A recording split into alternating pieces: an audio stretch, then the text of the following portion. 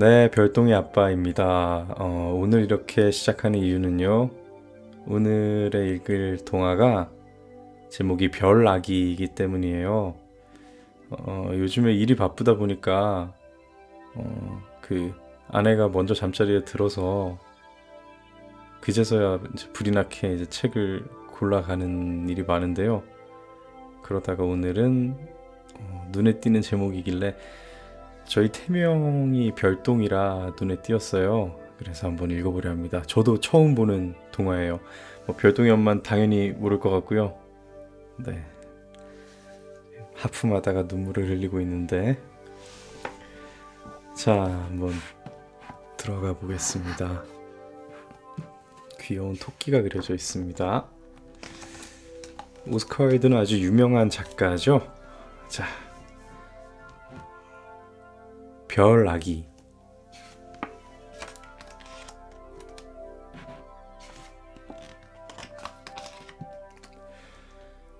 몹시 추운 겨울날이었어요. 나무꾼 두 사람이 산을 내려오고 있었지요. 그때였어요. 저것 봐! 하늘에서 별이 떨어지고 있어! 두 사람은 헐레벌떡 별이 떨어진 곳으로 달려가 보았어요. 그곳엔 반짝이는 금빛 포대기가 놓여 있었어요. 이게 뭘까? 아니, 혹시 안에 보물이 들어있는 게 아닐까? 두 사람은 금빛 포대기를 살짝 들춰보았어요. 그 안엔 보물 대신 새근새근 잠든 갓난아기가 있었죠. 에구머니, 갓난아기잖아. 그냥 두고 가세. 이대로 두고 가면 얼어 죽고 말 거야.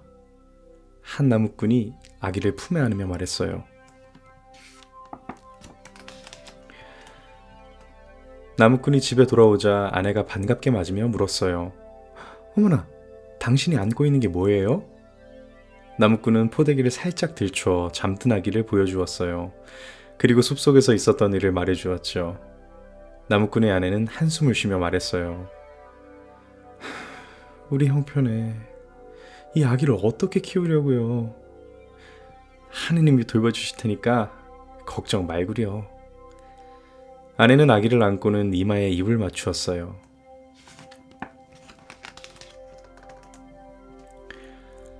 나무꾼은 아기 목에 걸려있던 노란 호박 목걸이를 벗긴 뒤 금빛 포대기와 함께 옷장 속에 넣어두었어요. 하늘에서 떨어진 별을 보았기 때문에 아기의 이름을 별아기라고 지어주었죠. 별아기는 아름다운 얼굴을 가졌지만 거만하고 이기적인 아이로 자랐어요. 친구들과는 사이좋게 놀아야 한다. 어려운 사람을 보면 도와주거라. 나무꾼 부부가 타일렀지만 별아기는 친구들을 몰고 다니며 말썽만 피웠답니다. 별아기가 뾰족한 갈대줄기로 두더지 눈을 찌르면 아이들도 따라하면서 별아기처럼 마음이 차가워져 갔지요.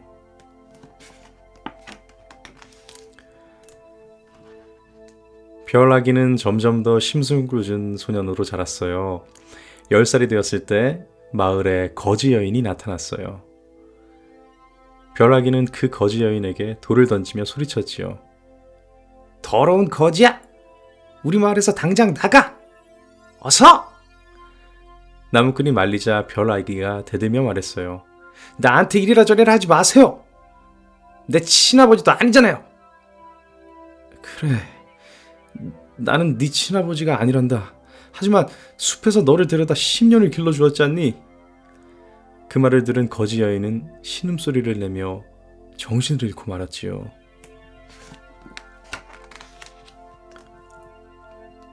나무꾼은 거지 여인을 집 안으로 데려와 돌봐주었어요.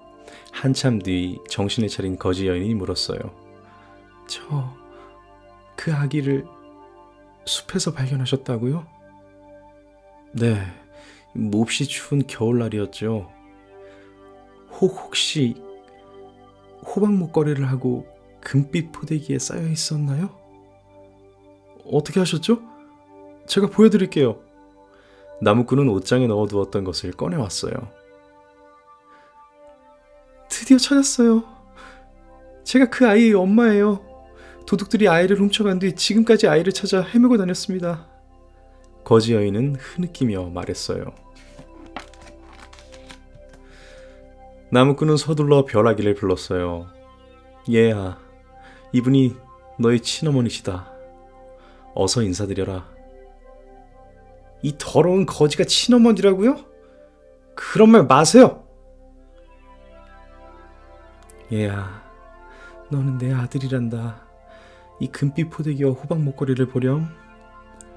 거지 여인이 눈물을 흘리면서 말했지만 벼락이는 고개를 저었어요. 그게 사실이라도 거지의 아들이 되기는 싫어요. 그럼 내게 입맞춤이라도 해주지 않겠니? 싫어요. 차라리 뱀이나 두꺼비에게 하겠어요.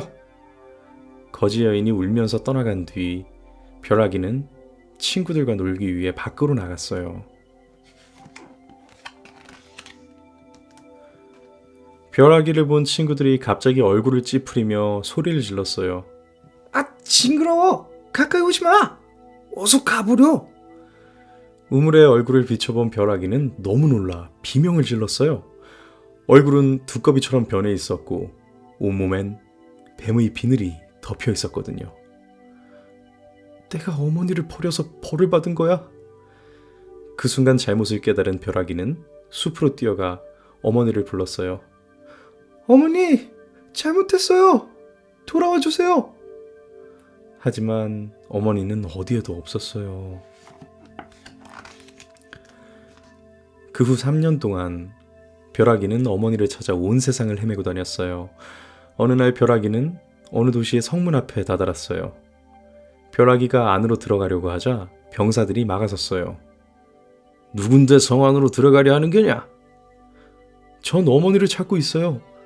제발 들어가게 해주세요. 그때 마침 성 앞을 지나가던 마법사 노인이 병사들에게 말했어요. 이보게, 그 아이를 나에게 맡기게. 병사들은 마법사 노인에게 벼락이를 넘겨주었지요. 벼락이는 마법사의 집 지하실에 갇혀서 하룻밤을 보냈어요. 다음날 마법사는 말했어요.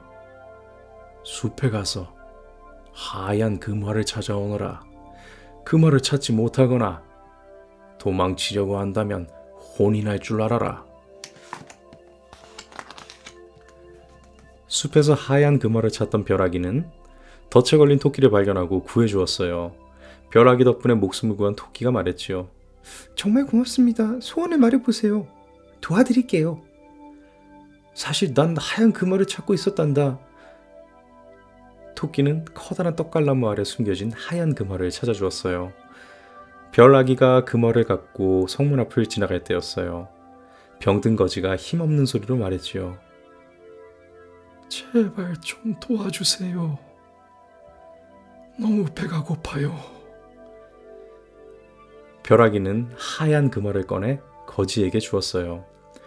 벼락이가 빈손으로 돌아가자 마법사는 화를 내며 벼락이를 마구 때렸어요. 다음날 날이 밝자 마법사는 노란 금화를 찾아오라고 했어요.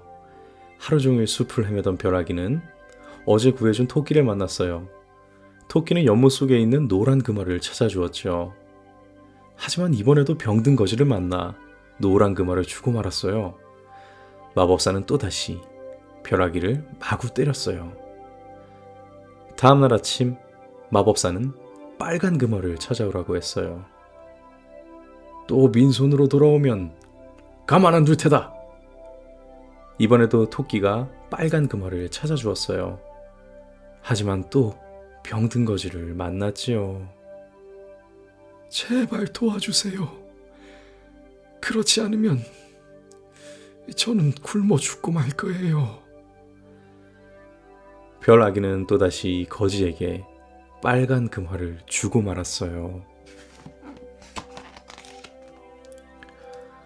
아름다운 마음을 가진 벼락이의 얼굴은 어느새 예전의 아름다웠던 모습으로 돌아와 있었어요.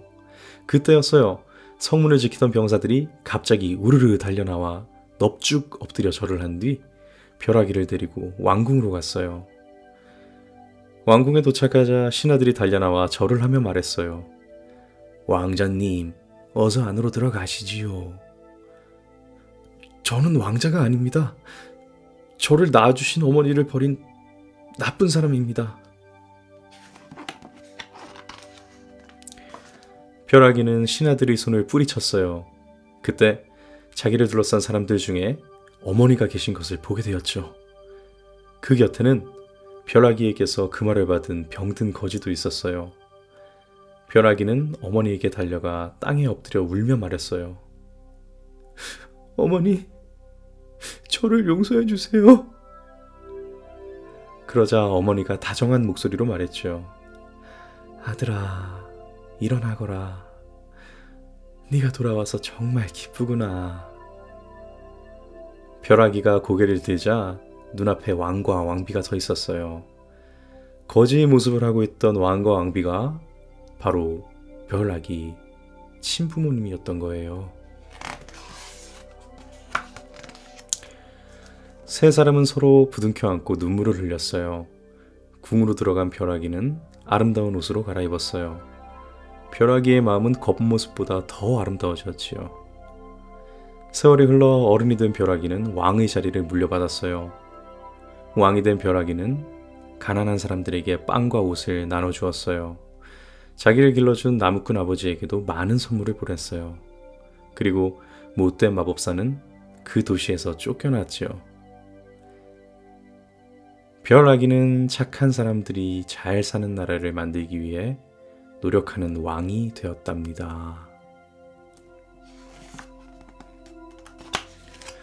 자, 이야기가 끝이 났습니다. 아예 생전 처음 읽어보는 이야기예요. 너무나도 낯선 이야기. 이런 동화가 있었네요. 저는 중간에 처음 읽다가 깜짝 놀랐어요. 우리 벼락이라 해서 별똥이와 굉장히 좀 동일시하면서 읽었는데 참 나쁜 아이로 성장을 하잖아요. 심지어 낳아준 어머니를 버리지를 않나. 네, 그래서 중간에 읽으면서 되게 혼동스러워서 사실 좀 발음도 많이 꼬였어요. 자꾸 딴 생각이 들어서. 하지만 좀 자연스럽게 읽어야 되니까 굳이 편집은 하지 않고 그냥 원테이크로 가는 걸로 하겠습니다. 네, 이 아이가 너무 좀 제멋대로 키웠는지 아니면은 이 한나라의 왕이 되기 위해서 일부러 이렇게 시험에 드는 과정인지는 모르겠지만, 네, 그래도 역시 사람은 겪어봐야 느끼는가 봅니다. 사실 저는 중간에 마법사가 자꾸 아이를 때리고 그러길래 이게 시험에 이제 드는 그런 과정인 줄 알았어요. 알고 봤더니까 이제 뭐 천사나 아니면은 뭐 왕이었고 이렇게 몰래 이렇게 시련을 주는 척하면서 그렇게 아이를 바른 길로 인도하는 줄 알았는데 그냥 나쁜 사람이었네요. 전형적인 시련의 등장인물이었습니다. 네, 너무 재밌었던 것 같은데 우리 별똥이가 이렇게 벼락이처럼 뭐 마냥 바르게만 자랄 수는 없겠죠. 이렇게 어긋나기도 하겠지만 결국에는 바른 길로 돌아와 오길 바랍니다. 저희 별똥이를 가졌을 때 전 아나운서셨던 배현진 대변인님께서 지혜롭고 건강한 아기를 낳으라고 이제 축하의 얘기를 해줬어요. 네, 그렇게 우리 별똥이가 지혜롭고 건강한 아기가 되길 바랍니다. 너무 많은 욕심은 부리지 않을래요. 자, 15번째 이야기 별아기였습니다.